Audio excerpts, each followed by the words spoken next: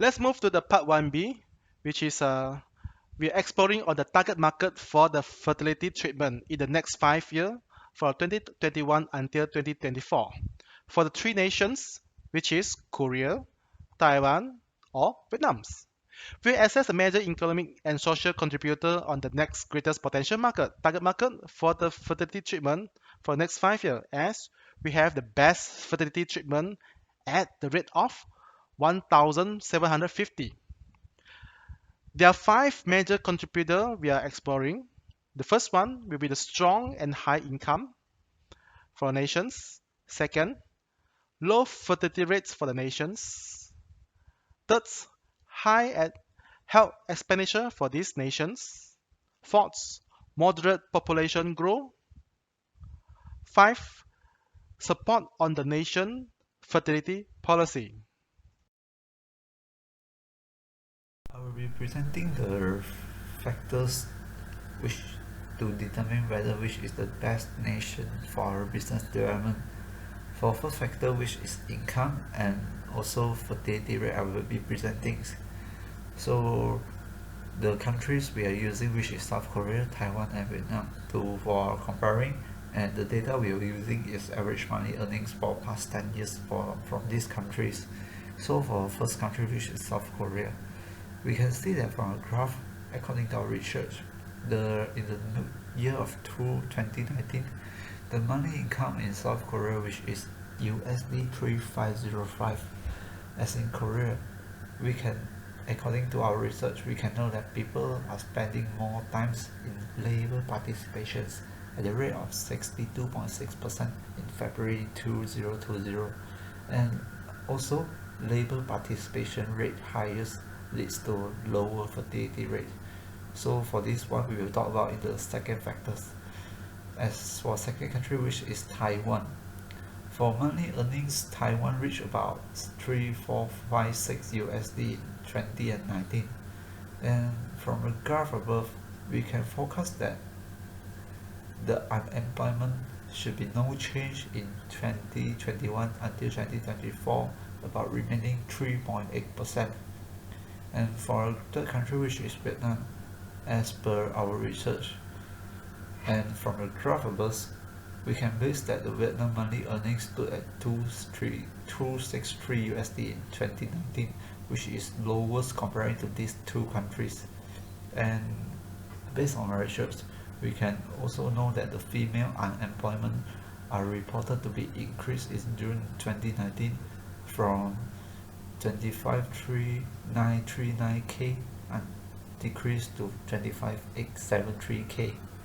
So for the first factor, we can conclude that South Korea and Taiwan having higher potential on strong and high income level as progressively incremental year to year. I will be talking about the second factors, which is the fertility rate.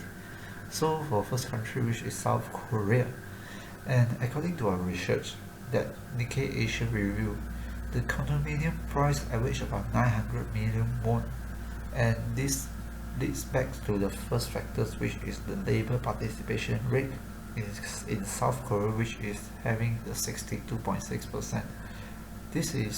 This also will lead to the low fertility rate because of the life pressure on high house ownership and also work securities. And also in South Korea, a lot of business shut down in that country and lead to the ages about 15 years old until 29 years old, the unemployment rate is double. And for second country, which is Vietnam, among these three countries, Vietnam having the highest population, which is consists of 97.34 million in 2020. So from the graph above, we can see that for the past 10 years, the fertility rate remained consistencies about 1.95 birth per woman. And when goes to the third country, which is Taiwan, it contains the lowest fertility rates in the world and also only contain 1.1 children per woman average. There are several reasons because of delayed marriage and also economic barriers of having children. Because of low fertility rates, it also lead to a low population rate. So for summary, for this slide, we can summarize that for the Taiwan having the lowest fertility rate and also following by the South Korea, and we can see that among these three countries, Taiwan and South Korea having more business opportunity for future fertility market. Health expenditure, and also to further explain what are the factors causing on the high health expenditure. And in Taiwan, national health care spending increased along with aging population and rising frequency of chronic disease. And then uh, it has high administrative efficiency of IT driven system characterized by administrative simplicity and low overheads. And 60% of the government spending on healthcare directed to NHI as a subsidy. And followed by Vietnam. Vietnam has rise in disposable income and steady economic growth, leading increase in demand for healthcare services. According to Business Monitor International, they predicted by 2021 the compound annual growth rate will be 12.5%. And overcrowding, shortage medical staff, obsolete equipment for surgery and intensive healthcare unit are the reasons that causing increase in health expenditure. And South Korea increase in health insurance expenditures for cost hospitalization, mainly in superior and non-superior general hospital. And in Korea, it reports that they have higher share of out of pockets consumption allocated to medical care across OECD countries, creating burden causing difficulties in paying bills. So in summary, South Korea and Taiwan remain high health expenditure compared to Vietnam, showing high willingness to invest on better medical treatment, especially for our best fertility treatments.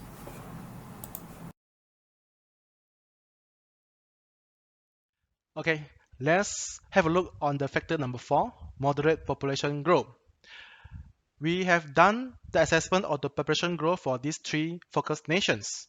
First one, South Korea. Last 5 years, the population growth is around 1.62% from 51 million up to 51.8 million. The next 5 years, we are forecast that the population growth will be around 2.05%, which is grow to 52.9% in 2024. For the Taiwan, the last 5 year population growth is only recorded 0.49% from 23.4 million up to 23.6 million. And for the next 5 years, we are forecast that the population growth will be around 0.37% only, which is growth to 23.69 million for the year 2024.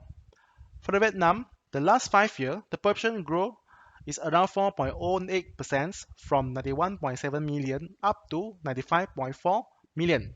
So the next 5 years, we are forecast that the population growth will shoot up to 4.64%, which is the population may grow to 99.92 millions. From this page, we can summarize that South Korea and Taiwan is having almost flat population growth. It may result in higher demand for the better fertility treatments. Vietnam having a strong population growth may result the needs of population control.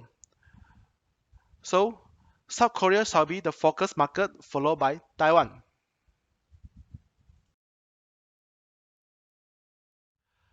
For the factor number 5, we are going to discuss on the support on the nation's fertility policy. So we know that different nations having a different nation policy and government attitude on improving the fertility rates. For the South Korea, the new policy and positive attitude and the aggressive program driven by the government. They have set up a committee on the aging and future society, CAFS, and developed a plan to support the daycare preschool education since 2006. Same to improve the reproductive health care service to the citizen as well. In 2019, a pro-natal policy is launched for the better arrangements to the family that's having more than 2 children. In 2019, South Korea government giving a financial support to subsidize 70% of the medical costs for the artificial inseminations max to 4 seasons. For the Taiwan, the government provide a fertility incentive. They have a program to encourage young people to get married, give birth, and helping young people raise children.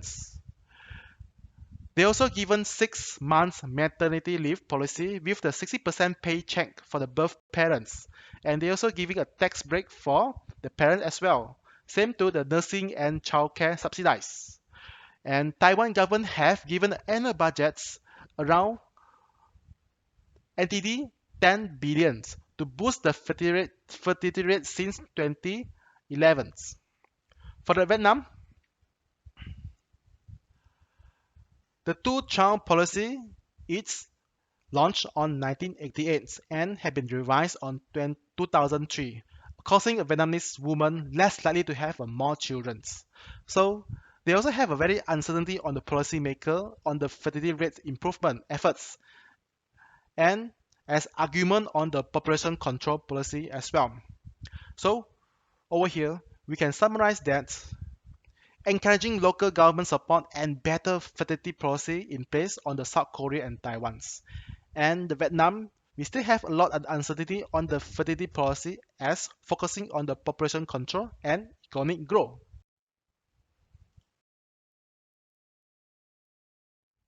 So for the part 1B, we can conclude that we are having a strong income on South Korea followed by Taiwan. And we also having a low fertility rates on the South Korea followed by Taiwan. South Korea and Taiwan is spending higher health expenditure compared to Vietnam. And there's a low population growth for Taiwan, followed by Korea. Korea is having almost 2x of a population of Taiwan. So definitely Korea having a greater business opportunity. Besides, Korea also having a very well-established policymaker and government positive attitudes to the improvement of the fertility rates, followed by Taiwan. And for Vietnam, a lot uncertainty over there. So we can conclude that the next targeted market nation shall be South Korea. Thank you.